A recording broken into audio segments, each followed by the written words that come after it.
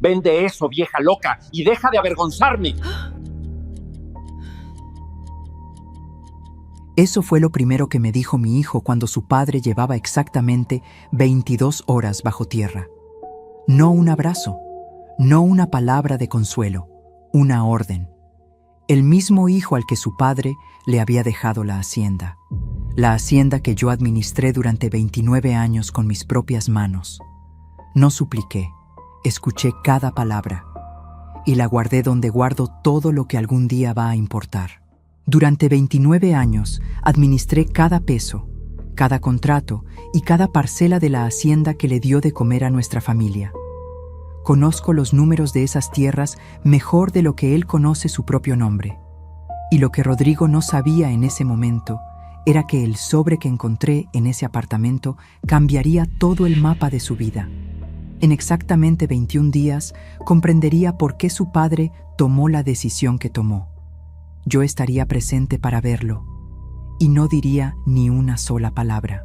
Pero para entender ese martes de marzo, necesitas saber quién soy yo y necesitas saber qué decía ese sobre. Era las 11:17 de la mañana cuando sonó el teléfono. La luz entraba oblicua por las ventanas del comedor, esa luz blanca de marzo que tiene algo de mentira, algo de promesa que no se va a cumplir. Yo estaba sentada en la misma silla donde había desayunado durante 3 décadas, con una taza de café que ya no tenía calor entre las manos. El olor del café frío y el olor del incienso del día anterior todavía flotaban mezclados en el aire, ese olor particular que tienen las casas después de un velorio, cuando la gente ya se fue, pero el duelo sigue pegado a las paredes. Rodrigo habló sin saludar. «Mamá, necesito que vayas cuanto antes al notario. Hay que poner en orden lo del apartamento», le dije. «Tu padre acaba de morir». Hubo una pausa, corta. El tipo de pausa que no es silencio por respeto, sino silencio por impaciencia. «Ya lo sé, mamá, por eso hay que moverse rápido. Además, ese lugar no te sirve para nada. Vende ese apartamentito de nada, vieja, y deja de ponernos en ridículo. Ya tengo un comprador interesado». Ya tenía un comprador. Roberto llevaba 22 horas enterrado y Rodrigo ya tenía un comprador. Puse la taza sobre la mesa. Escuché el sonido pequeño, seco, de la porcelana contra la madera. Un sonido completamente normal, en una mañana completamente rota. Y en ese momento sentí algo que reconocería bien después, mirando hacia atrás. No era rabia. Era más frío que la rabia. Era la calma de quien acaba de entender algo que no quería entender. «Rodrigo», dije despacio, «voy a colgar». Y colgué. No porque estuviera furiosa. Colgué porque en esa conversación ya no había nada más que decir. Todavía no había leído el sobre. Todavía no sabía lo que Roberto me había dejado dentro de ese apartamento que yo nunca había pisado. Pero en 21 días, Rodrigo recibiría una noticia que no esperaba. Una noticia que su padre había preparado con mucho más cuidado del que cualquiera de los dos imaginábamos. Ahora bien, antes de contarte lo que encontré en ese apartamento, necesitas conocerme. Mi nombre es Patricia Morales. Tengo 61 años. Nací en un pueblo donde el único teléfono del barrio era el de la farmacia de mi tío, y donde mi padre, que era el contador de la cooperativa agrícola local, me enseñó a leer balances antes de que yo supiera lo que era un banco. Crecí entre números, entre registros, entre la convicción de que el orden en las cuentas es una forma de respeto hacia la familia. A los 23 años conocí a Roberto Fuentes. Fue en una reunión de negocios donde yo era asistente y él era cliente. Era 7 años mayor que yo, con esa manera de moverse que tienen los hombres que han crecido en tierras propias. Seguros, tranquilos, sin necesidad de demostrar nada. Nos casamos 16 meses después, en la iglesia del pueblo de él, en una ceremonia sencilla con flores de campo y un vestido que mi madre cosió a mano. Los primeros años en la hacienda fueron duros. 700 hectáreas de tierra fértil, sí, pero con deudas viejas, con empleados desorganizados, con registros que nadie había actualizado en años. Roberto conocía el campo. Yo conocía los números. Juntos hicimos lo que ninguno hubiera podido hacer solo. Reorganicé las cuentas, negocié contratos con distribuidores nuevos, digitalicé cada registro de propiedad y cada acuerdo de arrendamiento. La hacienda pasó de sobrevivir a prosperar en menos de 4 años. Roberto me lo reconoció siempre. Siempre. Rodrigo nació cuando llevábamos 3 años de casados. Fue un parto largo y complicado. El médico me dijo después que probablemente no habría más hijos. Roberto me tomó la mano esa noche en el hospital, con esa mano grande y callosa que olía a tierra y a trabajo, y me dijo: «Con él tenemos de sobra, y contigo tengo todo». Lo crié con todo lo que tenía. Le di cada mañana, cada cumpleaños, cada sacrificio chico y grande. Le di los mejores años de mi espalda cargando sus cosas, de mis noches sin dormir cuando estaba enfermo, de mis ahorros cuando necesitó capital para su primer negocio. Lo crié en la fe, en el respeto, en la convicción de que la palabra dada vale más que cualquier contrato. ¿Y sabes qué fue lo peor de todo? Que los señales estuvieron ahí desde hace años, y yo elegí no verlas. Hace 8 años, Roberto comenzó a traspasar activos de la hacienda al nombre de Rodrigo. Me dijo que era planificación patrimonial, que era lo correcto, que así evitaríamos problemas más adelante. Yo, que había pasado casi 3 décadas revisando cada número de esa empresa, en ese momento elegí confiar sin preguntar. Elegí ver lo que quería ver. Ese fue el primer error. El segundo lo cometí hace 3 años, cuando Rodrigo empezó a cambiar. Pero ya llegaré a eso.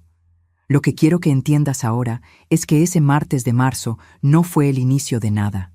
Fue el resultado de algo que venía construyéndose muy despacio, durante mucho tiempo, en silencio. 2 días después de la llamada de Rodrigo, fui al apartamento por primera vez. Era un edificio de 4 pisos en un barrio tranquilo, a 20 minutos del centro. Sólido, limpio, sin pretensiones. No era el tipo de lugar que esperarías de un hombre como Roberto. Subí las escaleras despacio porque el ascensor no funcionaba y con cada escalón me preguntaba lo mismo. ¿Desde cuándo tenía Roberto este apartamento? ¿Por qué nunca me lo mencionó? ¿Qué hay aquí que no pudo decirme en vida? La llave giró con dificultad, como si la cerradura llevara meses sin moverse. El apartamento olía a polvo y a tiempo detenido, a ese silencio particular que tienen los lugares que esperan. La tarde entraba sesgada por las persianas cerradas, dibujando franjas de luz sobre el piso de madera oscura. Todo estaba vacío. Paredes blancas, sin muebles, sin nada. Excepto eso. En el centro exacto de la sala, sobre el piso, había un sobre de papel grueso color crema. Y sobre el frente, escrita con esa letra inclinada que yo había reconocido durante 34 años en notas de amor y en firmas de contratos. Mi nombre, Patricia. Me quedé paralizada varios segundos en el umbral. Las rodillas me fallaron un poco, sin que yo lo decidiera, y me senté en el piso frío con el sobre en el regazo. No lo abrí de inmediato. No podía, porque sentí algo que no había sentido en los 2 días desde que Roberto murió. Sentí su presencia, como si él hubiera colocado ese sobre con sus propias manos y hubiera esperado, con toda la paciencia del mundo, a que yo lo encontrara. ¿Qué decía ese sobre? ¿Por qué lo dejó aquí, en este apartamento que yo ni siquiera sabía que existía? Antes de contarte lo que encontré adentro, necesito que sepas algo sobre los últimos 6 meses de la vida de Roberto. Algo que cambia completamente la manera de entender todo lo que estoy a punto de contarte. Pero primero, si todavía no estás suscrito a este canal, este es el momento. Dale al botón rojo y escríbeme en los comentarios desde qué país o ciudad me estás escuchando hoy. Cada mensaje que llega me recuerda que esta historia no termina en mí, que hay algo en ella que le pertenece a todas las que hemos amado en silencio y hemos esperado, con paciencia y con fe, que ese amor fuera suficiente. Ahora sí, los últimos 6 meses de la vida de mi marido. Roberto empezó a enfermarse en septiembre, no de golpe, no con un diagnóstico dramático en una sala llena de médicos, sino de esa manera silenciosa, casi discreta, en que se enferman los hombres que han pasado la vida entera bajo el sol, negándolo, sin darle nombre a las cosas, sin querer que el cuerpo los traicione delante de nadie. un dolor en el pecho que atribuyó al frío, un cansancio que llamó los años, una tos que llegó un martes y decidió quedarse. Yo lo observaba sin decir nada, porque conocía esa forma suya de cargar las cosas. Roberto era de los hombres que primero terminan el trabajo y después se sientan a doler. No servía de nada apurarlo. Lo convencí de ir al médico en octubre. Me costó 3 semanas. La mañana del turno, Roberto se vistió como si fuera a una reunión importante, con su camisa de cuello y sus botas de cuero buenas, como si presentarse de cierta manera ante el médico pudiera cambiar lo que el médico iba a encontrar. Me dejó en la sala de espera. Entró solo. Me quedé sentada entre revistas que no leí, mirando el reloj en la pared, contando los minutos con esa precisión inútil que uno desarrolla cuando no puede hacer nada más que esperar. Cuando salió 20 minutos después, su expresión era la de siempre. Tranquila, controlada, me dijo, hay que hacer unos estudios más. Y no dijo nada más en todo el camino de regreso. No puso música, no abrió la ventana. Solo condujo con las 2 manos sobre el volante y los ojos fijos en la ruta, como si estuviera calculando algo que yo no podía ver. Esa tarde, mientras él estaba en el campo, el médico me llamó a mí. No me dio diagnósticos. Solo me dijo que el corazón de Roberto estaba bajo una presión que no era normal y que había algo que lo preocupaba profundamente. Señora Patricia, si hay un asunto sin resolver en su casa, hay que resolverlo. El cuerpo de su esposo no está en condiciones de cargarlo solo. Un asunto sin resolver. Pensé en esa frase durante días. ¿Qué cargaba Roberto solo? ¿Qué era lo que no me decía? La hacienda marchaba bien. Las cuentas estaban al día. Los contratos renovados. Roberto y yo no teníamos peleas. No teníamos secretos, o al menos eso creía yo.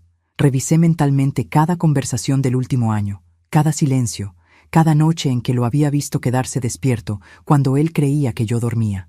Nada encajaba, o yo no sabía dónde mirar. Eso fue lo primero que no supe ver. Lo segundo lo descubrí 3 semanas después, un martes de noviembre, cuando entré al escritorio de Roberto a dejar unos recibos de la distribuidora.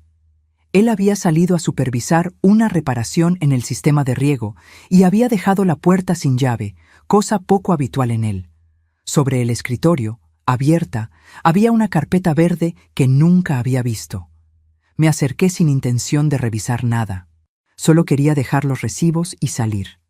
Pero el papel que sobresalía de esa carpeta tenía un encabezado que me clavó los pies en el piso. Contrato de compraventa de bien inmueble.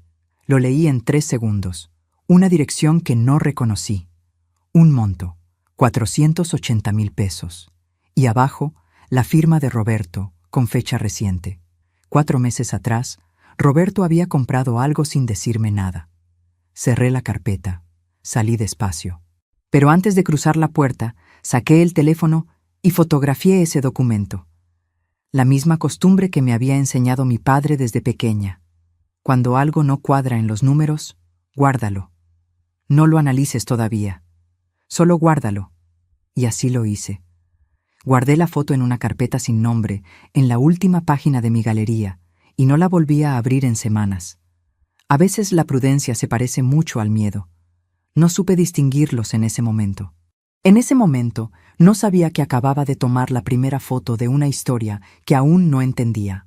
Ahora bien, para comprender lo que Roberto estaba haciendo en esos meses, necesitas saber algo que ocurrió 3 años antes, porque sus acciones en septiembre, octubre y noviembre no tienen sentido sin entender en qué se había convertido Rodrigo.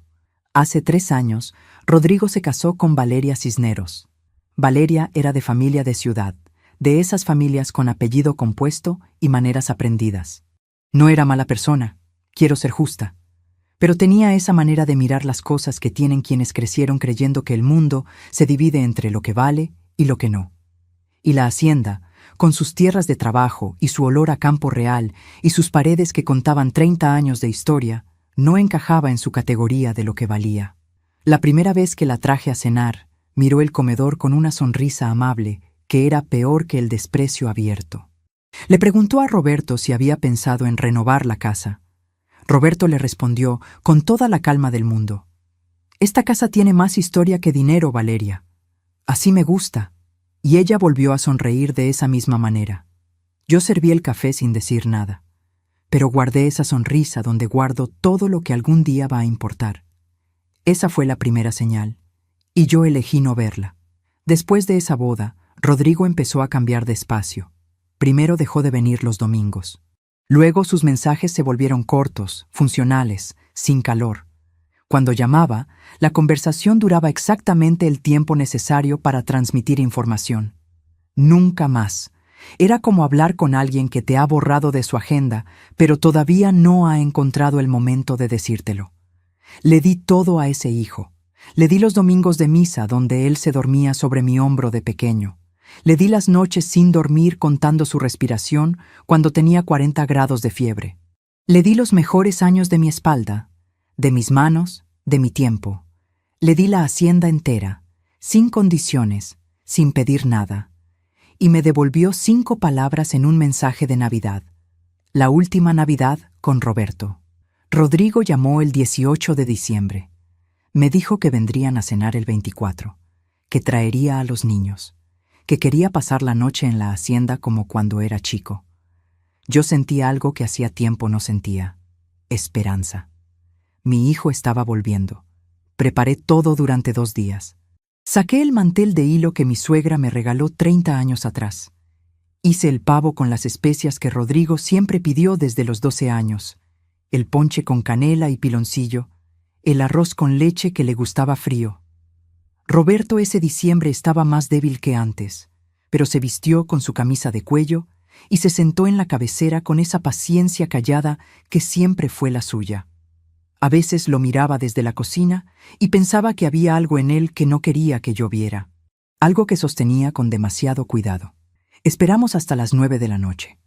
A las 9:22 llegó un mensaje, sin saludo, sin explicación, solo: lo siento, surgió algo. Mañana hablamos. Roberto leyó el mensaje, puso el teléfono sobre la mesa, tomó el tenedor y empezó a comer en silencio, con esa dignidad que tienen las personas que han aprendido a no pedir lo que no se da por voluntad propia. Yo fui a la cocina. Me quedé parada frente al fregadero, con el olor del pavo y el ponche flotando en el aire de la Nochebuena, y sujeté el borde de la pileta con las 2 manos. No lloré, no allí. No quería que Roberto me escuchara. Escuché el sonido de su tenedor sobre el plato, solo, en ese comedor que había preparado para 5, y ese sonido fue lo más triste de todo lo que viví ese año. Solo cuando llegó la medianoche y él ya dormía, me senté en esa cocina oscura y me pregunté qué habíamos hecho mal. 3 días después, vi las fotos en las redes sociales de Valeria. Un hotel en la costa, copa en mano, los niños en la playa. El pie de foto decía: las vacaciones que nos merecemos. Las vacaciones que se merecían. Roberto había esperado con su camisa buena puesta, el mantel de hilo de mi suegra tendido sobre la mesa sin propósito, y Rodrigo estaba fotografiando palmeras. Pero todavía no te he contado lo más importante de todo esto, porque 2 semanas después de esa Navidad, Rodrigo me llamó. Me hizo una propuesta que, en ese momento, sonó razonable, que en ese momento me pareció hasta generosa, y que me hizo creer, por unos días, que tal vez mi hijo había reflexionado, que tal vez el tiempo y la distancia lo habían llevado a reconocer algo. Colgué el teléfono con una sensación que no sentía desde hacía meses, la de que todavía había algo que salvar. Qué equivocada estaba, porque lo que Rodrigo propuso esas semanas antes de que Roberto muriera no era generosidad. Era el primer paso de algo que llevaba más tiempo planeado de lo que yo era capaz de imaginar. Y la prueba de eso la encontraría mucho después, en el lugar más inesperado. Rodrigo llamó el 7 de enero, a las 6:48 de la tarde. Reconocí el número y me sorprendí. Rodrigo nunca llamaba en enero. Enero siempre fue el mes de los mensajes cortos, de los «ya nos vemos cuando se calmen las fiestas». Era como si el año nuevo le diera permiso de borrarse sin explicaciones. Contesté con más cautela de lo que quería admitir. Su voz sonó diferente, más suave, con ese tono particular que yo le había conocido desde adolescente, cuando quería pedirme algo y primero me traía afecto. Reconocí ese tono como se reconoce una melodía que no escuchas en años, de inmediato, en el cuerpo, antes de que llegue al pensamiento. «Mamá, ¿cómo está papá?». Le conté la verdad, que Roberto estaba estable pero cansado, que el médico pedía reposo, que los estudios mostraban lo que ya temíamos. Rodrigo escuchó en silencio. No interrumpió, no preguntó detalles, no ofreció soluciones apresuradas como solía hacer. Solo escuchó. Y a veces, el silencio de una persona que normalmente no calla es más elocuente que cualquier palabra. Luego dijo algo que no esperaba. «Quiero ir a verlo. Este fin de semana. ¿Puedo?». «No voy a ir». Preguntó si podía. Algo en esa pregunta me ablandó. Llegó el sábado 12 de enero con Valeria y los niños. Traía tamales que compró en el camino, el aceite de oliva que Roberto usaba para todo y un suéter grueso de lana. Pequeños gestos. El tipo de gestos que cuestan poco en dinero pero mucho en atención, porque suponen que alguien te conoce lo suficiente como para saber qué necesitas. Estuvo 3 horas. Habló con Roberto en el pórtico, como antes. Vi a mi marido reírse de algo que Rodrigo dijo y sentí que el pecho se me abría un poco. Esa risa de Roberto, esa risa corta y tranquila que venía del fondo del pecho, hacía semanas que no la escuchaba. Tal vez había reflexionado. Tal vez la Navidad, el mensaje de 5 palabras, el resort, habían sido un momento malo que ya había pasado. Me aferré a esa posibilidad con más fuerza de la que era prudente. Me equivoqué, porque cuando Roberto se fue a descansar, Rodrigo se sentó a la mesa conmigo, puso las manos sobre la madera y dijo con una sonrisa que yo interpreté como cariño: «Mamá, he estado pensando. Esta casa es muy grande para 2 personas, sobre todo ahora que papá no está bien. La casa del mayordomo lleva meses vacía desde que don Felipe se jubiló. 2 cuartos, cocina, todo lo que necesitan. Estarían más cómodos. Y la casa grande la quisiera renovar, modernizarla, para que esto quede en orden cuando ya no estén. Para cuando ya no estén». Lo miré un momento antes de responder. Lo miré de la misma manera que miraba un contrato cuando algo no estaba bien redactado. Despacio, sin prisa, buscando exactamente dónde estaba la trampa. «Rodrigo, tu padre tiene 71 años y está enfermo. ¿Me estás pidiendo que lo mueva a la casa del mayordomo?». Sonrió de nuevo. «No lo veas así, mamá. Es temporal. Yo asumo todos los costos, sin ningún gasto para ustedes». Le dije que lo pensaría. No lo pensé ni 5 minutos. La casa del mayordomo era sólida y limpia, pero tenía 2 cuartos con ventanas pequeñas y un jardín que daba a la servidumbre. Roberto había construido la casa grande con sus propias manos durante 2 años antes de que yo llegara. No había manera en el mundo en que yo lo moviera a morir en otro lugar. Esa noche, cuando Roberto ya dormía, abrí el cajón donde guardaba mis cuadernos de cuentas y empecé uno nuevo. En la primera página escribí la fecha, 12 de enero, y debajo anoté, palabra por palabra, lo que Rodrigo había propuesto. Sin comentarios, sin emociones, solo los hechos, la hora y las palabras exactas.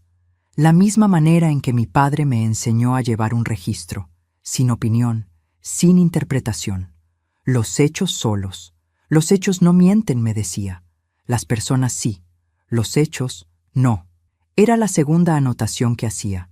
La primera había sido en octubre, cuando fotografié el contrato de compraventa en el escritorio de Roberto.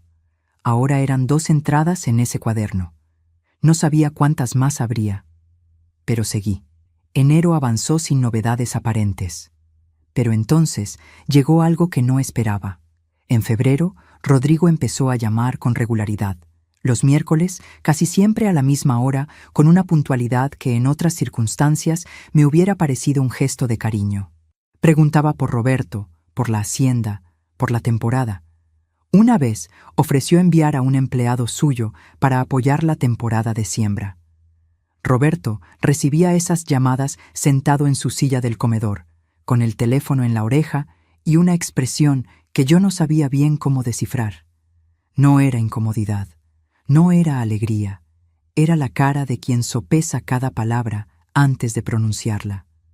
Una noche le pregunté qué le había dicho Rodrigo. Roberto tardó un momento antes de contestar. Ese momento, esa fracción de segundo de duda, no se le hubiera notado a nadie que no lo conociera tan bien como yo. Me preguntó por el crédito agrícola. Quería saber si había algo pendiente. Me quedé quieta. ¿Por qué quieres saber eso? Roberto miró hacia la ventana y dijo solo, no sé.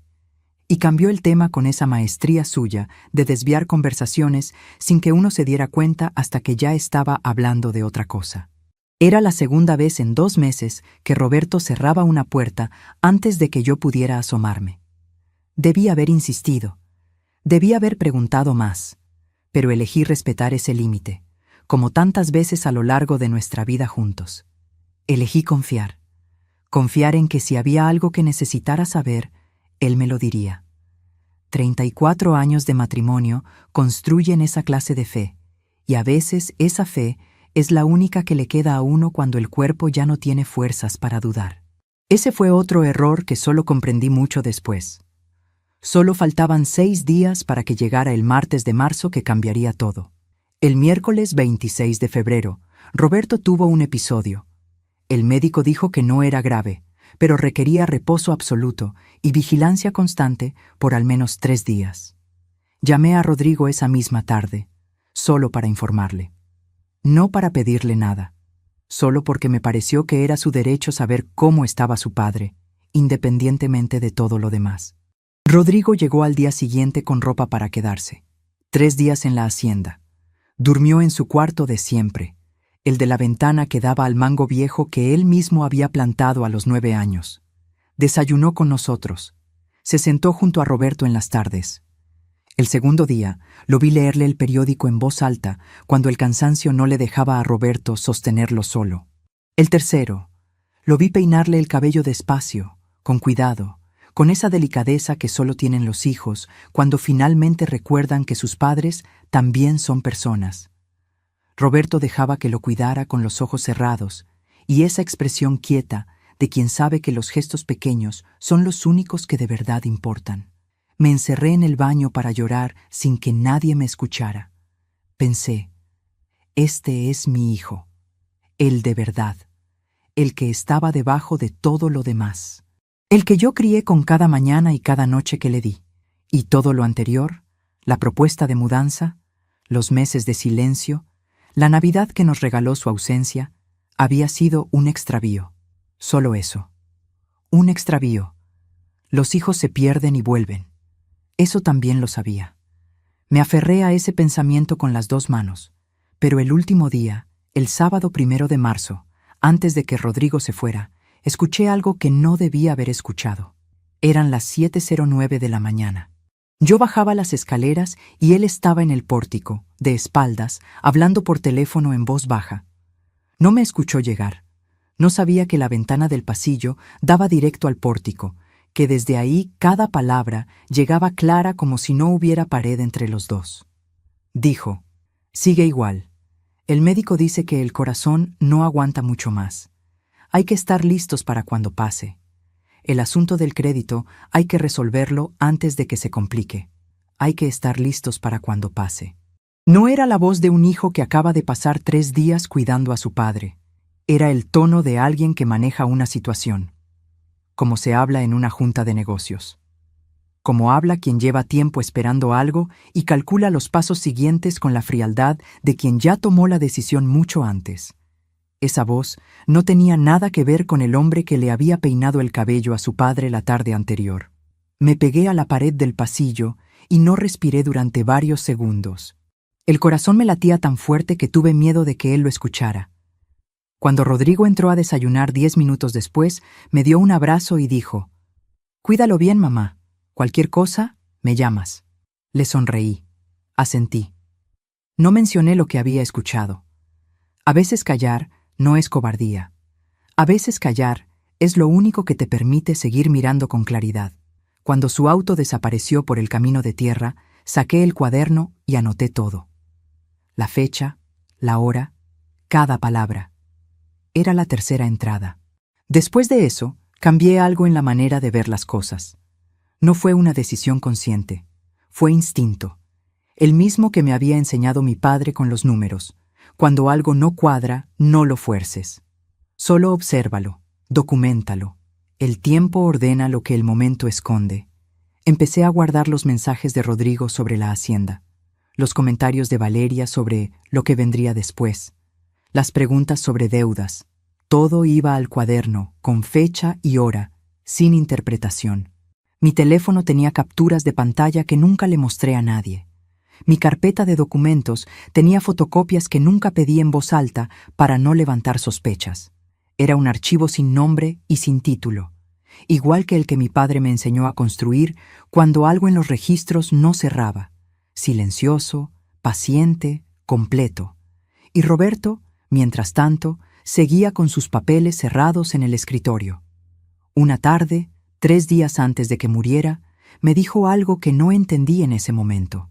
Estábamos en el pórtico al atardecer, como siempre, con el olor de la tierra después del riego y la luz que se ponía anaranjada sobre las tierras.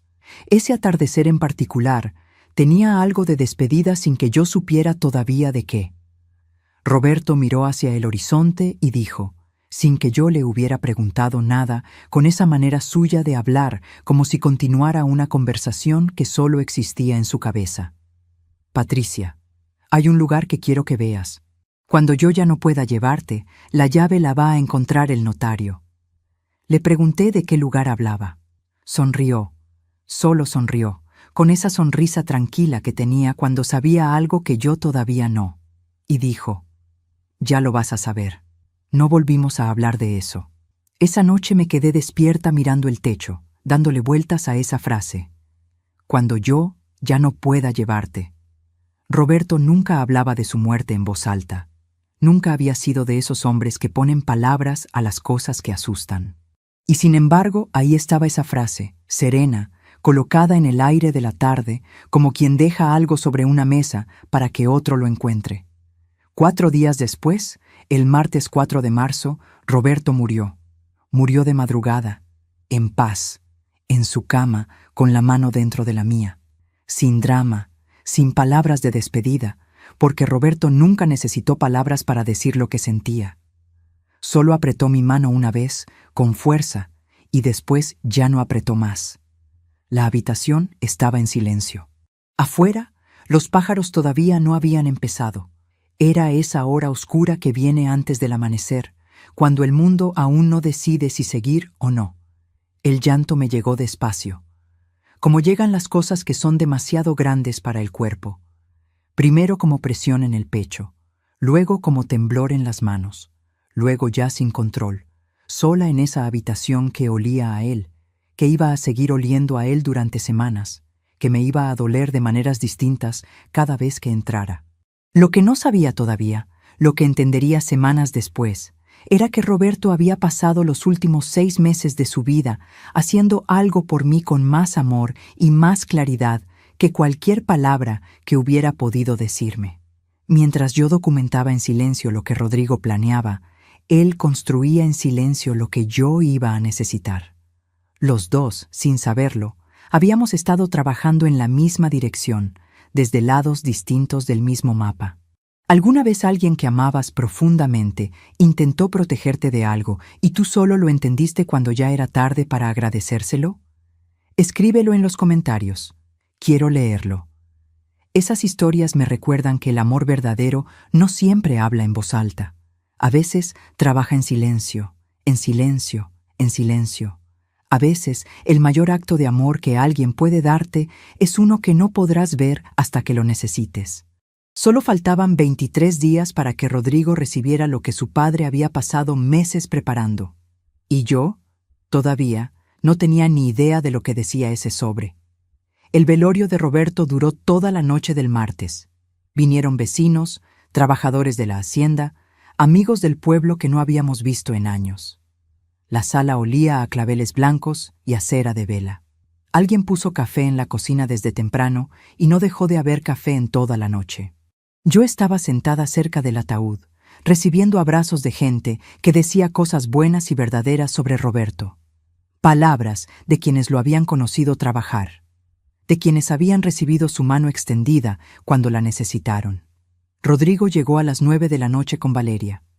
Vestía un traje oscuro de corte impecable que yo nunca le había visto. Valeria traía un vestido negro de tela fina con aretes que brillaban aún con la luz baja del velorio. Yo tenía puesto el vestido negro que compré hace 12 años para el funeral de mi madre. Sencillo, de lana, con los bordes ya algo gastados. Pero era el vestido del luto de mi familia, y eso valía más que cualquier tela importada. Rodrigo me abrazó en la entrada. Olía a colonia cara. Me sostuvo los hombros con las 2 manos y me dijo mirándome a los ojos: «Lo siento mucho, mamá. De verdad». Y por un segundo, solo un segundo, lo reconocí. Vi al niño que lloraba encima de mi hombro cuando se caía. Vi al adolescente que me traía café cuando yo me quedaba tarde revisando las cuentas. Pensé, en el dolor, uno vuelve a quien es de verdad. Me equivoqué de nuevo, porque 2 horas después, cuando la sala se fue llenando de personas que habían venido de lejos, vi a Rodrigo en el pasillo del fondo hablando con el señor Arredondo, el abogado de la familia, que había venido a presentar sus condolencias. No hablaban del velorio, no hablaban de Roberto, hablaban de la temporada de siembra, de los contratos de arrendamiento que vencían en abril, de los plazos para actualizar las escrituras de la hacienda. Esa noche, junto al ataúd de su padre, Rodrigo estaba organizando los tiempos de su herencia. Volteé hacia la sala. Saludé a quien llegaba. No dije nada, pero cuando pasé a la cocina con el pretexto de servir más café, anoté en mi teléfono la hora y lo que había escuchado. Las 11:43 de la noche. 4ª entrada en mi cuaderno. Al día siguiente, miércoles 5 de marzo, enterramos a Roberto. La tierra era roja y seca. El cielo estaba despejado, de ese azul profundo que tiene marzo cuando no tiene compasión. El cura dijo las palabras de siempre, palabras que Roberto hubiera escuchado con paciencia y con respeto. Los trabajadores de la hacienda, 6 hombres que lo habían seguido durante décadas, cargaron el ataúd en silencio con esa solemnidad que tienen los hombres del campo cuando honran a los suyos. Yo no lloré en el cementerio. No porque no quisiera, sino porque sentí que Roberto me estaba mirando y que lo que él quería ver era que yo estaba de pie. Rodrigo sí lloró. Lo vi limpiarse los ojos 2 veces con un pañuelo de tela. Valeria le sostuvo el brazo. La gente que estaba alrededor los miraba con compasión. El hijo que llora a su padre. Nadie miraba a la mujer que llevaba 34 años al lado de ese hombre. El duelo, para los demás, tenía nombre de hijo. Y yo era solo el contexto. Lo que ocurrió 2 horas después del entierro fue algo para lo que no estaba preparada. El señor Arredondo nos citó en su oficina para la lectura del testamento esa misma tarde. Yo sabía que Roberto había actualizado el testamento hacía unos meses, pero no sabía exactamente qué decía. Supuse lo que suelen suponer las esposas de 34 años, que habría algo para mí, que Roberto, que siempre fue justo en todo, habría sido justo también en esto. La hacienda, con sus 700 hectáreas, sus instalaciones, su maquinaria y sus contratos vigentes, quedaba en su totalidad para Rodrigo. Para mí, un apartamento en un edificio de 4 pisos, en una dirección que el señor Arredondo leyó en voz alta y que yo no reconocí. Rodrigo, sentado frente a mí al otro lado de la mesa, no pudo ocultar la sonrisa.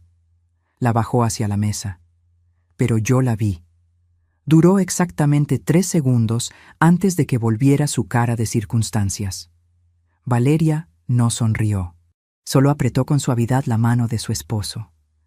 Un gesto pequeño, cómplice, de quien ya sabía lo que iba a escuchar. El señor Arredondo terminó la lectura. Hubo un silencio corto. Rodrigo fue el primero en hablar. Se inclinó hacia mí, bajó la voz y dijo: «Mamá, no te preocupes.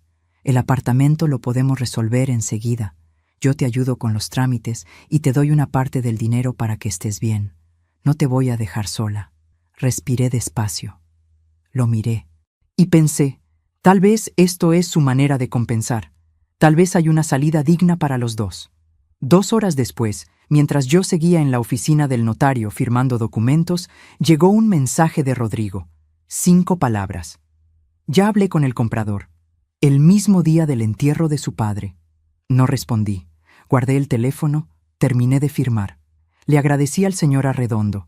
Salí al sol de la tarde, al estacionamiento vacío que olía a cemento caliente, y caminé hasta mi auto despacio. Adentro, sola, solté todo lo que había contenido desde la madrugada en que Roberto murió. No fue llanto tranquilo, fue el tipo de llanto que sale cuando el cuerpo ya no puede más, que sacude los hombros y quema la garganta y hace que el mundo se vea borroso desde adentro de un auto estacionado bajo el sol de marzo. Me di 5 minutos. Exactamente 5. Después me limpié la cara, encendí el motor y saqué el cuaderno. Quinta entrada. Esa noche, a las 9:51, me llamó Dolores. Dolores lleva 22 años trabajando con nosotros en la hacienda y me quiere como se quiere a una hermana mayor. Me dijo, con la voz de quien duda si debe hablar, pero sabe que debe hacerlo. Señora Patricia, no sé si es mi lugar decirle esto, pero Rodrigo y Valeria cenaron esta noche en el restaurante del Hotel Mirador, el más caro de la ciudad. Llegaron con otras 4 personas, con botellas de vino, brindando. Los vi al pasar. El mismo día que enterramos a Roberto. No dije nada durante varios segundos, solo escuché el silencio al otro lado del teléfono y el ruido de mi propia respiración. Luego dije, «Gracias, Dolores, descansa». Colgué. No grité. No llamé a Rodrigo. No le mandé ningún mensaje. No sentí rabia. Sentí algo más frío y más quieto que la rabia. Algo que se instala en los huesos cuando por fin terminan de caer todas las piezas que no querías ensamblar. Abrí el cuaderno. Anoté la hora. El nombre del restaurante. El nombre de Dolores como testigo. Sexta entrada. En ese momento, algo que había sido instinto durante meses se volvió decisión clara. Ya no estaba documentando por precaución. Estaba documentando porque entendía, con una claridad que duele, que lo que tenía en ese cuaderno, en esas fotos, en esos mensajes guardados, era lo único que realmente me pertenecía, y que algún día, de alguna manera que todavía no podía ver del todo, iba a importar. Solo faltaban 22 días para que yo entendiera de qué manera. Era las 4:17 de la tarde del sábado 8 de marzo cuando abrí el sobre. Llevaba casi 20 minutos sentada en ese piso frío, con el sobre de papel crema sobre el regazo y la luz de la tarde entrando, sesgada por las persianas cerradas. El apartamento olía igual que el primer día. A polvo, a tiempo quieto, a un silencio que no era abandono, sino espera. Mis dedos sostenían el borde del sobre sin rasgar, y me pregunté si estaba lista para lo que hubiera adentro. Decidí que no importaba si estaba lista o no. Lo abrí. 4 hojas escritas a mano. Tinta azul oscuro, la misma con la que Roberto firmaba todo lo que consideraba importante. La letra inclinada que yo había reconocido durante 34 años en notas de amor y en contratos de trabajo. La primera línea decía, «Patricia, si estás leyendo esto es porque me fui antes de poder explicártelo en persona. Perdóname por eso». Las manos me temblaron. Apoyé las hojas sobre las rodillas, respiré y continué. Roberto comenzaba explicando el apartamento. Lo había comprado en noviembre, 4 meses antes de morir, a nombre de una sociedad pequeña que él mismo había constituido semanas antes ante un notario de otra ciudad. Una sociedad cuya única socia era yo, Patricia Morales, con mi número de identificación completo. Había utilizado el poder notarial general que yo le había otorgado 30 años atrás para los trámites ordinarios de la hacienda, un poder que nunca revoqué porque nunca tuve razón para hacerlo. Roberto me había comprado un apartamento a mi nombre sin que yo lo supiera. Pero eso no era lo que me hacía temblar las manos. En la segunda hoja, su letra se apretaba un poco, como si las palabras pesaran más al escribirlas. Roberto me contaba que 18 meses atrás, revisando los registros contables de la hacienda de manera rutinaria, había encontrado algo que no cuadraba. Una serie de transferencias desde la cuenta operativa hacia una empresa que él no reconocía. Pequeñas al principio, montos que podían confundirse con gastos normales de operación, pero repetidas, sistemáticas, con una regularidad que no tenía ninguna explicación legítima. Investigó durante 3 meses sin decirme nada. Buscó la ayuda discreta de un contador de otra ciudad, alguien que no conocía a Rodrigo, alguien que no tenía nada que perder ni que ganar con lo que encontrara. Lo que encontraron fue esto. En los últimos 2 años, Rodrigo había transferido desde las cuentas de la hacienda que administraba como titular la cantidad de 1.340.000 pesos, sin facturas, sin contratos registrados, sin ninguna justificación en los libros contables. El dinero había sido depositado en partes, en fechas distintas, en una empresa constituida 18 meses atrás a nombre de Valeria. 1.340.000 pesos que salieron de la hacienda, los mismos que, por tantos años, habíamos construido juntos. Tuve que apoyarme contra la pared para seguir leyendo. Roberto escribía que en ese momento enfrentó una decisión muy difícil. Confrontar a Rodrigo con la salud que ya tenía significaba un conflicto que podría terminar mal para todos. Sin pruebas completamente ordenadas, Rodrigo podría negar, mover los activos restantes y dejar a Patricia sin nada antes de que hubiera tiempo de reaccionar. Roberto eligió otra estrategia, la misma que yo hubiera elegido si hubiera sabido lo que él sabía: documentarlo todo, en silencio, sin decírselo a nadie, y construir algo que Rodrigo no pudiera deshacer fácilmente después de que Roberto ya no estuviera. El apartamento no era solo un techo. Era el activo con el que Roberto había constituido esa sociedad a mi nombre. Y esa sociedad, según los arreglos que Roberto había hecho con un abogado especializado, tenía derechos formales sobre algo que valía mucho más que 4 pisos en un barrio tranquilo de la ciudad. ¿Qué derechos exactamente? Lo encontraría en el sobre más pequeño que había dentro del grande. Un sobre azul, pegado con cinta adhesiva al reverso de la 4ª hoja, que yo no había visto hasta ese momento. Lo despegué con cuidado. Adentro había una tarjeta de cartulina blanca con un nombre, un número de teléfono y una sola instrucción escrita de puño y letra de Roberto. Llámalo antes del lunes 12 de marzo. Dile que eres la señora Fuentes. Él ya sabe todo. Leí la tarjeta 3 veces. Él ya sabe todo. ¿Quién era ese hombre? ¿Qué era exactamente lo que ya sabía?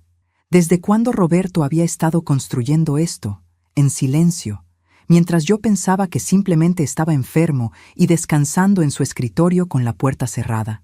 Doblé las 4 hojas con cuidado. Las guardé dentro del sobre original junto con la tarjeta azul. El sobre entró en mi bolso, junto al teléfono, las llaves y el cuaderno donde ya llevaba 6 entradas documentadas. Me levanté del piso. Las rodillas me dolían del frío de la madera. Caminé hacia la puerta. Antes de salir, me volteé una vez hacia ese cuarto vacío que olía a polvo y a paciencia. «Gracias, Roberto», dije en voz baja. A nadie. A él. Al silencio que todavía guardaba algo de su presencia. Cerré la puerta. A las 8:47 de la mañana del viernes 9 de marzo, después de una noche que no dormí, llamé al número de la tarjeta azul. Contestó un hombre de voz tranquila y precisa. Me presenté como la señora Fuentes, tal como Roberto había indicado. Hubo una pausa breve al otro lado de la línea. Luego dijo: «Señora Patricia, la estaba esperando. ¿Puede venir hoy?» Su nombre era Bermúdez, contador público con especialización en auditoría corporativa. Roberto lo había contactado 17 meses atrás, 2 semanas después de descubrir las primeras transferencias irregulares. Tenía una oficina discreta en un edificio del centro, sin letrero en la puerta, sin recepcionista. El tipo de lugar donde la gente va cuando necesita que las cosas se resuelvan sin ruido. Me recibió con una carpeta gruesa sobre el escritorio y una expresión que no era de condolencia, sino de concentración. Su esposo fue un hombre muy cuidadoso, me dijo. Llevamos meses preparando esto juntos. Tengo los registros completos de las transferencias de Rodrigo, organizados por fecha, monto y cuenta de destino. Tengo también la documentación de la sociedad que Roberto constituyó a su nombre. Y tengo algo más que necesita saber hoy. Abrió la carpeta hacia mí. El contrato principal de distribución de la hacienda, el contrato con los 3 distribuidores más grandes de la región, firmado originalmente hace 12 años, fue renovado el año pasado. Roberto lo renovó, pero lo renovó a nombre de la sociedad que usted tiene registrada, no a nombre de Rodrigo. Ese contrato vence para su renovación anual el 27 de marzo. El 27 de marzo. 21 días desde que Rodrigo me había llamado para ordenarme que vendiera. Sin ese contrato renovado, continuó Bermúdez, la hacienda pierde el 80% de su capacidad de venta directa. Los distribuidores no trabajan sin contrato vigente, y el contrato solo puede renovarlo la sociedad titular, que es la suya, señora Patricia. El silencio en esa oficina duró varios segundos. Dejé que las piezas cayeran en su lugar, una por una, con ese peso particular que tienen las cosas cuando por fin cuadran. Roberto no me había dejado un apartamento pequeño. Roberto me había dejado la llave de todo lo que Rodrigo creía que ya era suyo. Mientras te cuento esto, me pregunto desde qué parte del mundo me estás escuchando en este momento. Escribe el nombre de tu ciudad en los comentarios. No importa si estás cerca o al otro lado del mundo. Cada nombre que llega me recuerda que hay personas que entienden lo que significa descubrir, demasiado tarde, que alguien que amaban los estaba protegiendo en silencio todo el tiempo. Solo faltaban 12 días para que Rodrigo recibiera lo que su padre había construido durante 17 meses de trabajo silencioso. Y en esos 12 días, yo todavía tenía que tomar las decisiones más difíciles de mi vida. Bermúdez tardó 3 días en preparar el informe completo. Lo revisé en su oficina el lunes 12 de marzo, sentada frente a una carpeta que Roberto había estado construyendo mes tras mes con la misma disciplina con la que había llevado la hacienda durante décadas. 147 páginas. Registros bancarios, estados de cuenta, comparativos de flujo de efectivo, las fichas de la empresa constituida a nombre de Valeria, y al final, organizados cronológicamente, los comprobantes de cada una de las transferencias irregulares. 38 transferencias en 2 años. Monto total documentado, 1.342.000 pesos con 80 centavos. Bermúdez me dijo: su esposo fue muy meticuloso. Tenemos bases suficientes para iniciar una acción por administración desleal, y la sociedad que constituyó a su nombre está perfectamente blindada. Nadie puede impugnarla. Anoté en el cuaderno. 7ª entrada. Salí de esa oficina con la carpeta bajo el brazo y algo que hacía semanas no sentía. Claridad. No tranquilidad. No alivio. Claridad. La diferencia entre las dos es que la tranquilidad anestesia y la claridad despierta. Y yo necesitaba estar completamente despierta para lo que venía. Esa tarde, a las 3:44, Rodrigo me llamó por segunda vez en 3 días. Mamá, el comprador sigue esperando. Necesito saber cuándo vas a firmar la cesión. Le dije con calma: Rodrigo, ese apartamento está a mi nombre. Lo resolveré cuando yo decida. Hubo un silencio del tipo que precede a algo. Mamá, seamos prácticos. Ese lugar no te sirve para nada, y además, bajó un poco la voz con ese tono de quien da un aviso sin querer que suene a amenaza. El señor Arredondo revisó la constitución de esa sociedad y cree que hay argumentos para impugnarla. Puede que legalmente el apartamento no sea tan tuyo como crees. Lo escuché hasta el final. Gracias por avisarme, Rodrigo. Colgué. Anoté la hora, las palabras exactas y el nombre del señor Arredondo. 8ª entrada. Al día siguiente, martes 13 de marzo, fui a ver a la licenciada Esperanza Varela, abogada especialista en derecho patrimonial que Bermúdez me había recomendado. Llevé la carpeta del informe, el cuaderno, la carta de Roberto, las fotos del contrato de compraventa de noviembre, las capturas de los mensajes de Rodrigo y una lista escrita a mano de los testimonios disponibles, incluyendo el de Dolores con nombre completo y número de contacto. La licenciada leyó en silencio durante 40 minutos mientras yo esperaba con las manos cruzadas sobre el regazo. Cuando terminó, me miró y dijo: Señora Morales, su esposo hizo un trabajo extraordinario. Tenemos bases para al menos 3 acciones legales distintas. La impugnación que menciona el señor Arredondo no tiene sustento. La sociedad fue constituida con poder notarial vigente y ante notario certificado. Nadie puede tocar ese apartamento ni los derechos que lo acompañan. ¿Y el contrato de distribución?, pregunté. Ese es su activo más poderoso, dijo ella. Sin ese contrato renovado, la hacienda pierde el 80% de su canal de comercialización. Los 3 distribuidores principales no operan sin documento vigente, y el único que puede firmar esa renovación es la sociedad titular, la suya. Lo que la licenciada no dijo en ese momento, y lo que yo ya había empezado a entender, era que tenía 2 caminos posibles. El primero, usar el contrato como palanca para abrir una negociación y recuperar lo que me correspondía. El segundo, dejar que venciera sin renovarlo y que las consecuencias llegaran solas, sin que yo pusiera la mano en nada. Todavía no sabía cuál elegiría, pero ya llegaré a eso. Lo que sí sé es que Rodrigo, en esos días, fue mostrando cada vez más claramente lo que había debajo de todas las llamadas y los abrazos y las promesas del velorio. El miércoles 14 de marzo llegó a la hacienda sin avisar. Eran las 10:08 de la mañana.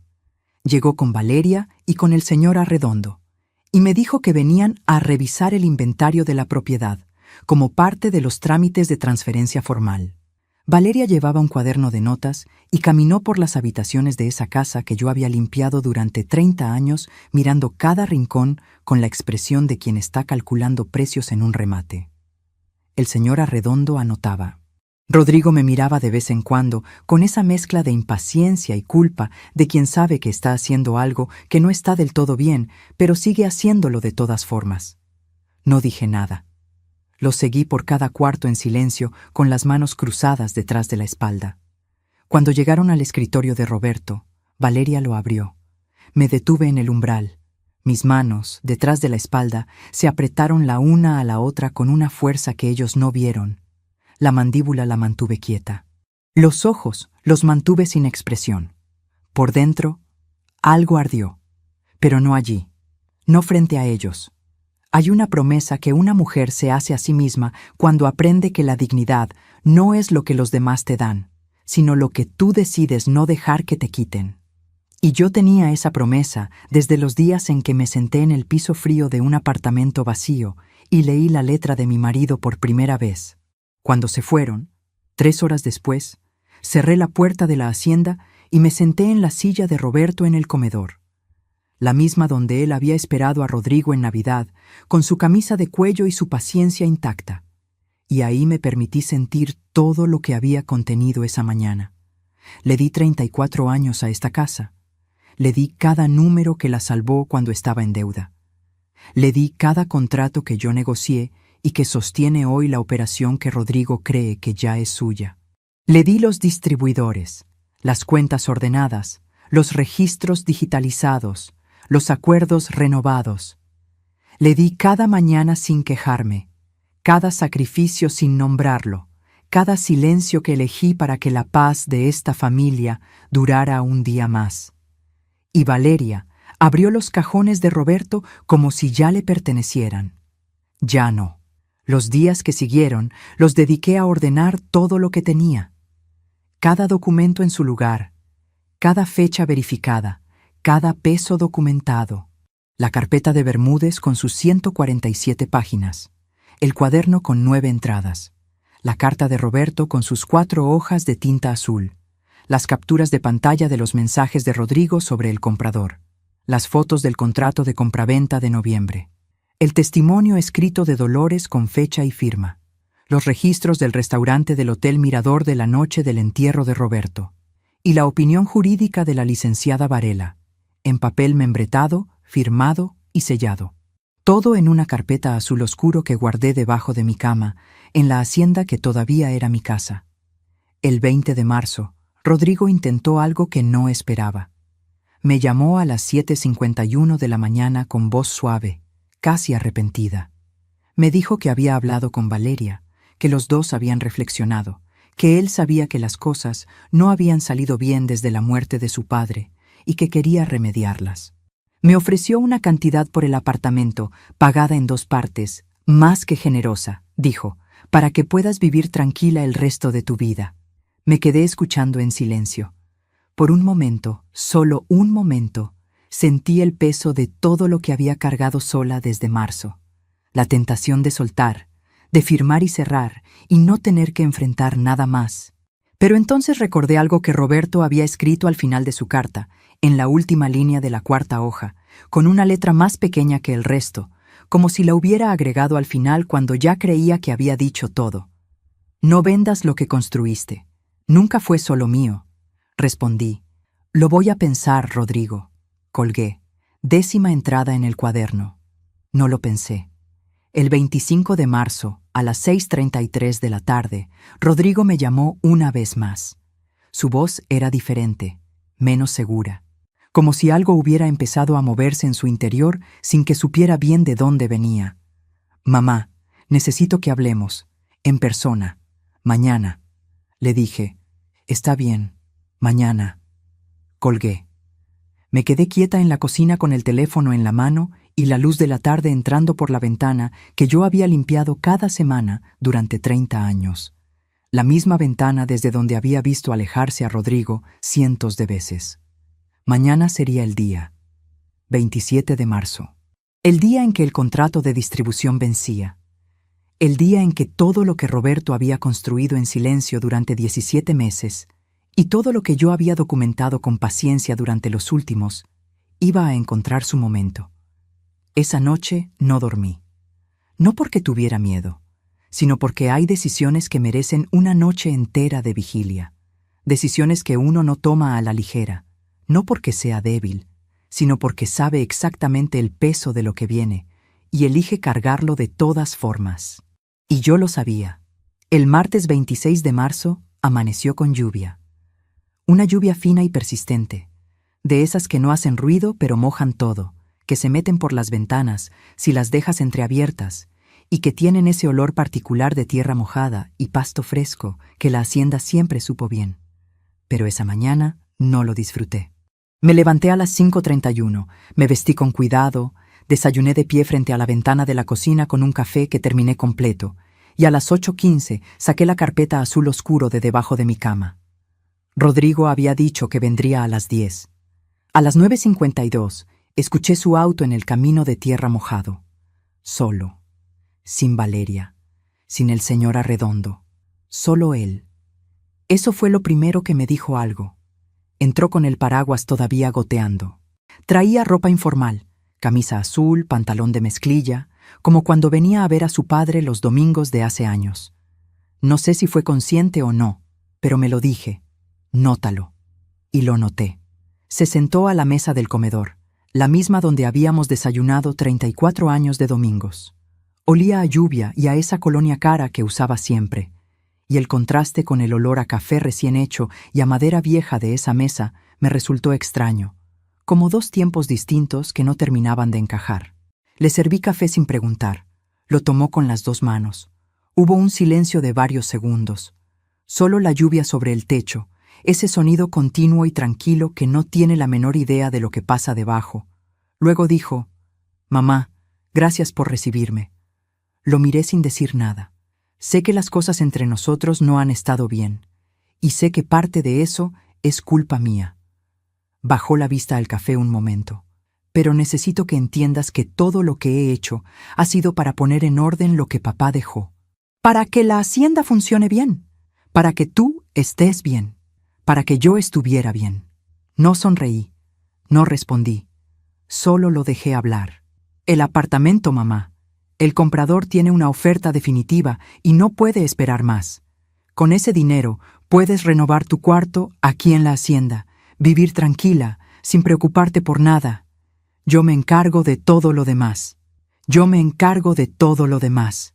Esas palabras sonaron en ese comedor exactamente igual a como habían sonado la primera vez que las dijo. Como una trampa que se anuncia con voz amable. Me levanté de la silla despacio. Fui a la sala. Volví con la carpeta azul oscuro. La puse sobre la mesa, en el espacio entre los dos, y me senté.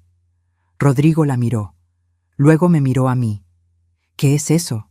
«Es el trabajo de tu padre», dije, «de los últimos 17 meses de su vida». Lo vi cambiar. No de golpe, despacio. Como cambia el cielo antes de la tormenta. Todavía hay luz. pero algo en el aire ya no es lo mismo. Abrí la carpeta. Saqué las primeras 20 páginas del informe de Bermúdez y las puse frente a él. Registros bancarios, fechas, montos, el nombre de la empresa de Valeria, las 38 transferencias, una debajo de la otra, con su fecha, su monto y su cuenta de destino. Rodrigo no tocó las páginas, las miró desde donde estaba, con esa quietud tensa de quien todavía no sabe si tiene dónde pararse. «¿Qué es esto?», dijo. No era pregunta. Era el primer intento de voz firme de alguien que está buscando suelo.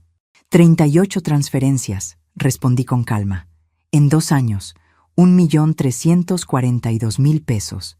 Tu padre lo documentó todo, Rodrigo, con un contador externo que no te conocía, con copias en 2 lugares distintos, y con una opinión jurídica que determina que hay base suficiente para iniciar una acción legal por administración desleal. El silencio que siguió duró exactamente 4 segundos. Los conté. Eso es mentira. Su voz sonó más alta, más tensa, con el filo que aparece cuando alguien siente que el piso se mueve. Esos movimientos tenían justificación. Eran gastos de operación, reinversiones. Papá lo sabía todo, lo aprobó. ¿Papá firmó alguno de esos gastos?, pregunté. No respondió. ¿Hay facturas registradas para esos montos en los libros contables? Silencio. ¿Está esa empresa de Valeria incorporada como proveedora oficial de la Hacienda? Se paró de la silla. Y cuando un hombre se para antes de que la conversación termine, es porque la conversación lo está perdiendo.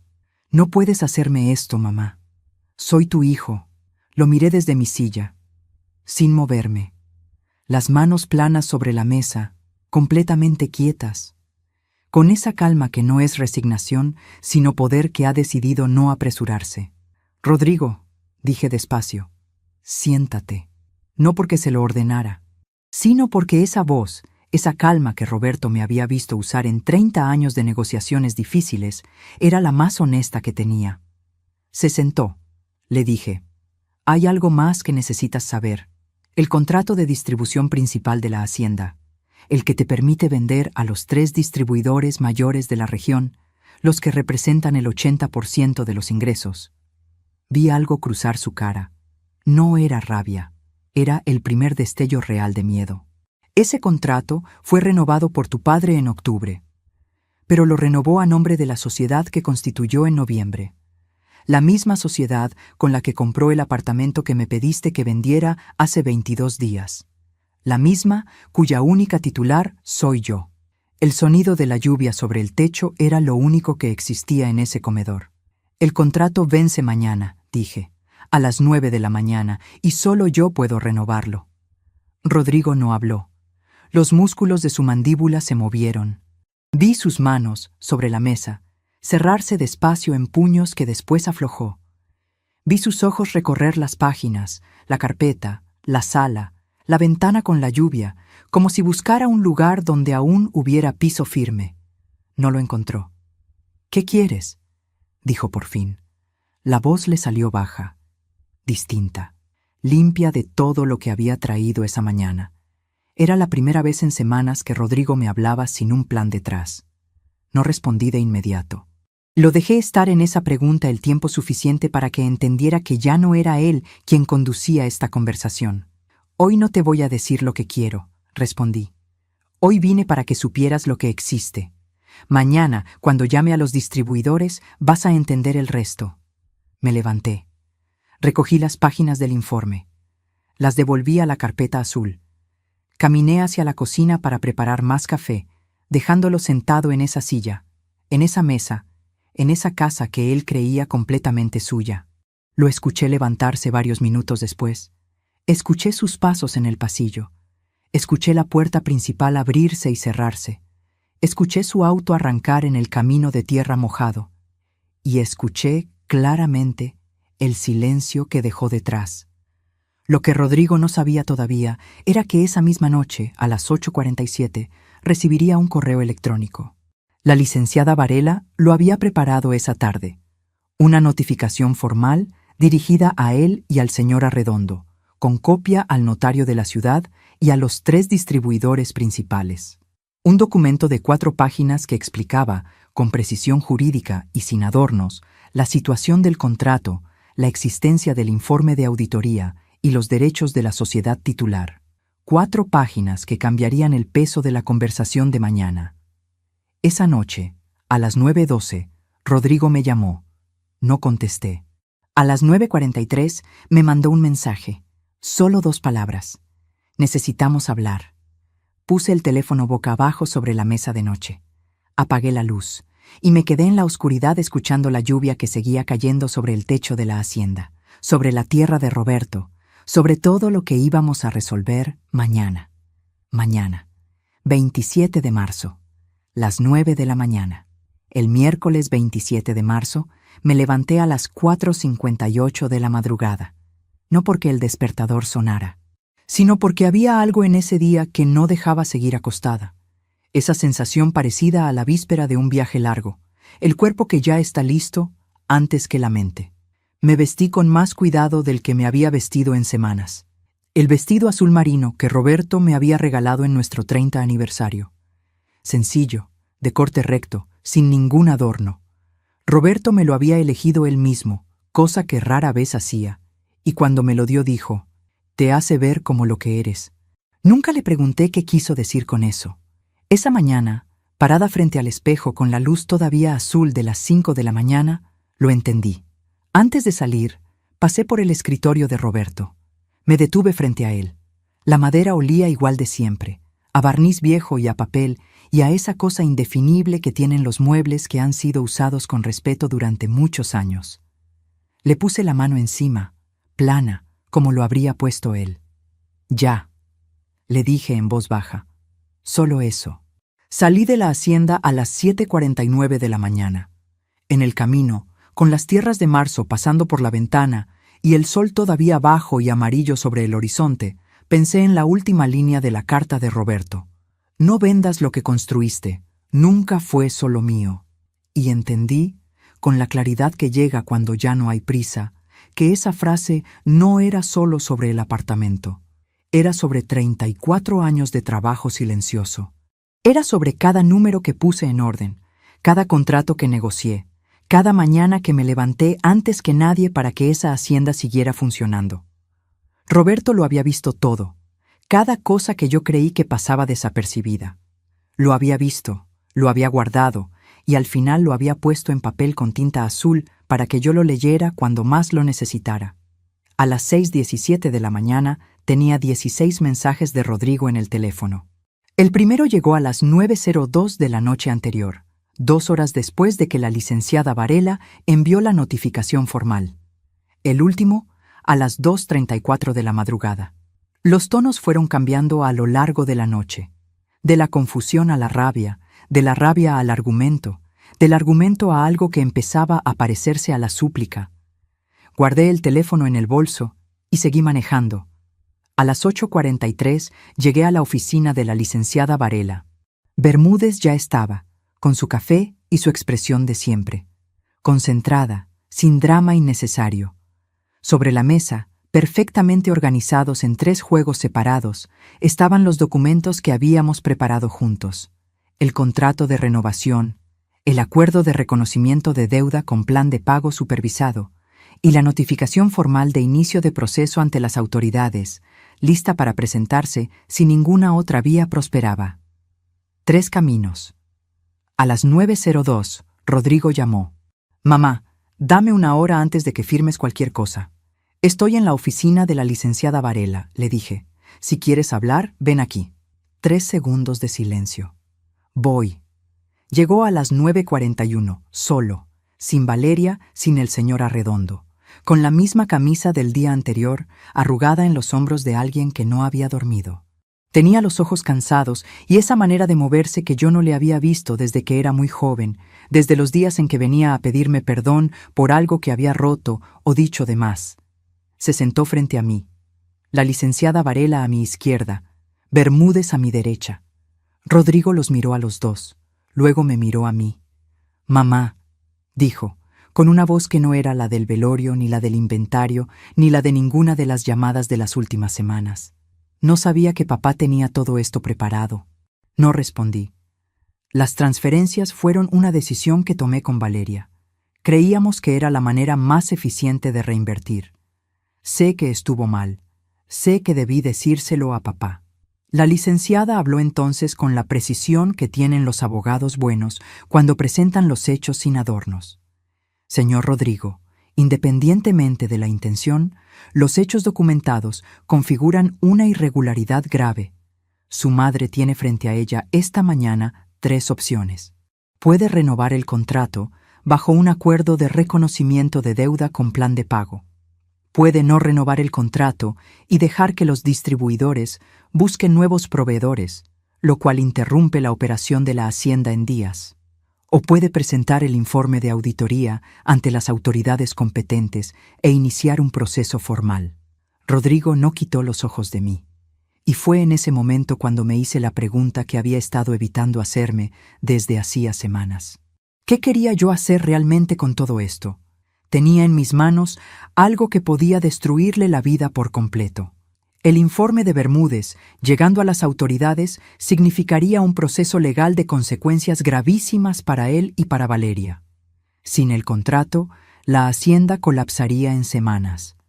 Todo lo que Rodrigo había construido podía desmoronarse de una manera que yo tenía el poder de iniciar con una sola palabra.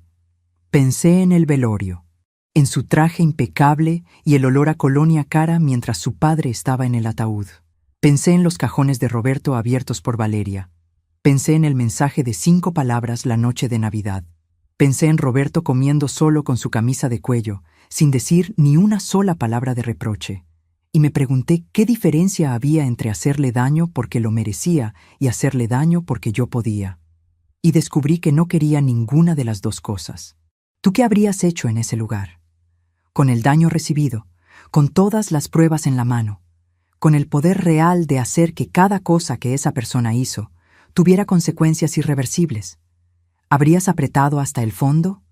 Cuéntamelo en los comentarios, porque lo que decidí en ese momento fue lo más difícil que he hecho en mi vida. Y todavía, a veces, en las noches quietas de la hacienda, me pregunto si elegí bien. Miré a Rodrigo. «Quiero que leas algo», le dije. Saqué de mi bolso la carta de Roberto, las 4 hojas de papel crema, dobladas con cuidado, con la tinta azul que yo ya conocía de memoria. Las puse frente a él. Rodrigo las miró sin tocarlas al principio. Luego extendió la mano despacio y tomó la primera hoja. Yo lo observé leer. Vi sus ojos seguir la letra inclinada de su padre, línea por línea, con esa lentitud de quien lee algo que no puede dejar de leer aunque duela. Vi el momento exacto, en la segunda hoja, en que sus hombros bajaron ese milímetro que cambia toda la postura de una persona cuando algo que estaba sosteniendo pierde su apoyo.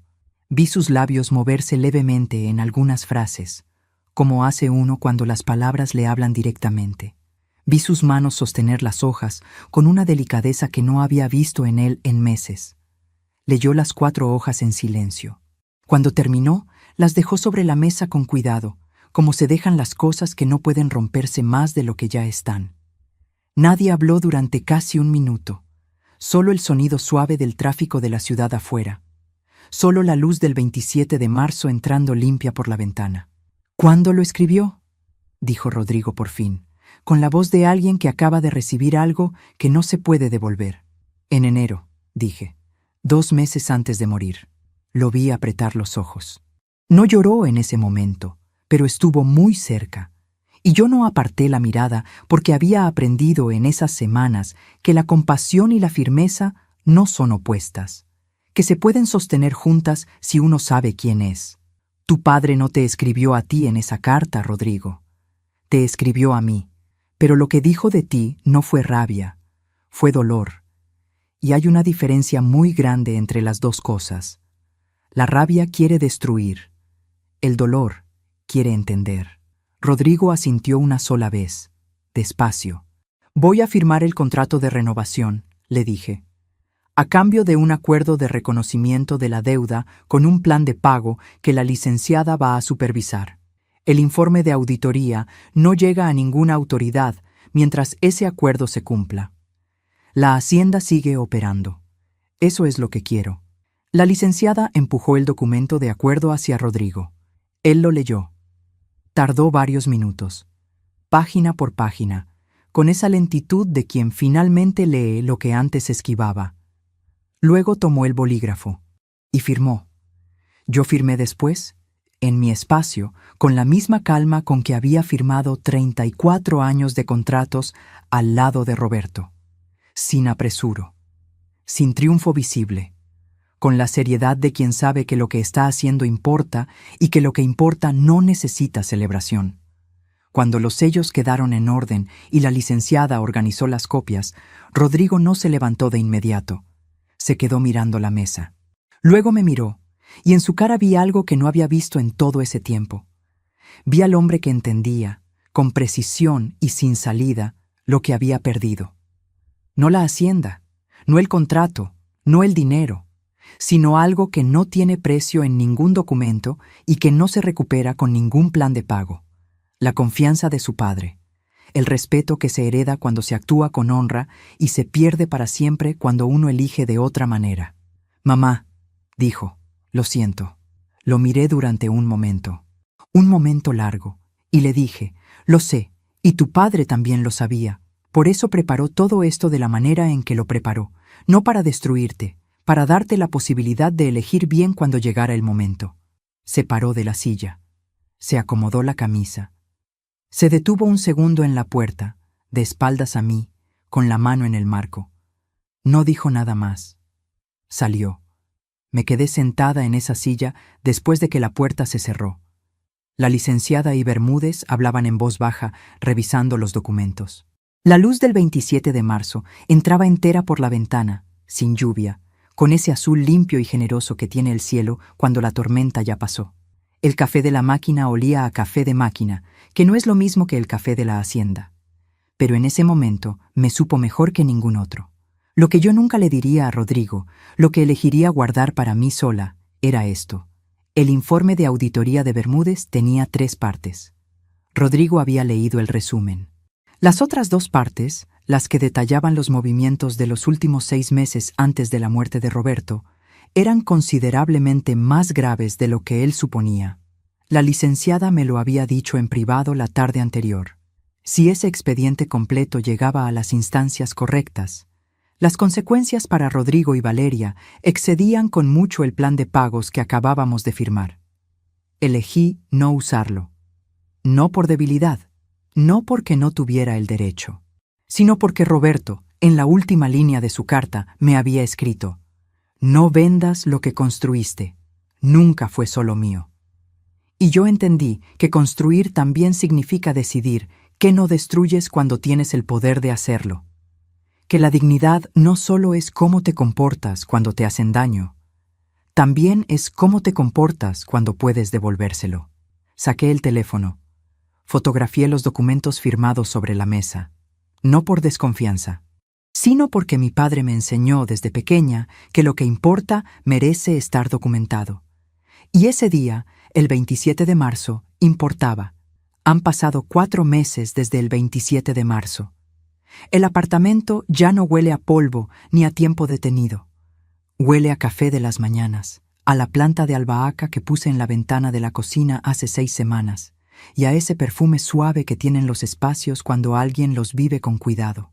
Traje pocas cosas desde la hacienda, los cuadros que más me importaban, los libros de cuentas que guardé durante décadas, una fotografía de Roberto y yo en el pórtico tomada el año que cumplimos 20 de casados, y el mantel de hilo de mi suegra, doblado con cuidado en el cajón del comedor, porque algunas cosas viajan con uno, aunque todavía no haya mesa donde tenderlas.